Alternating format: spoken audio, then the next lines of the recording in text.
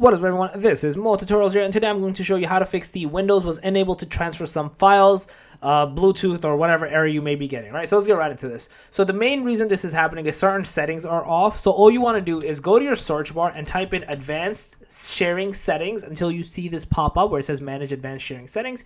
In here, there's a few things that are basically like kind of hidden, if you want to call it. So there's the private, there's the public, and etc., right? So you want to click into first guest or public, current profile, and you're going to see over here the first one that you want to basically turn on is turn on network discovery, and then you want to turn on file sharing and printing. Over here you want to basically, you can keep these ones on and turn on password protected sharing, and you should do similarly for this as well. Turn on file and printer sharing for private as well. Do that, press save changes, restart your computer, and you should be good to go, and you should not have this error persist any longer. So yeah, that's basically it. If you guys love the video, please smash the thumbs up. If you guys enjoyed, make sure to subscribe, click that notification bell, and I'm Mo Tutorials out. Peace.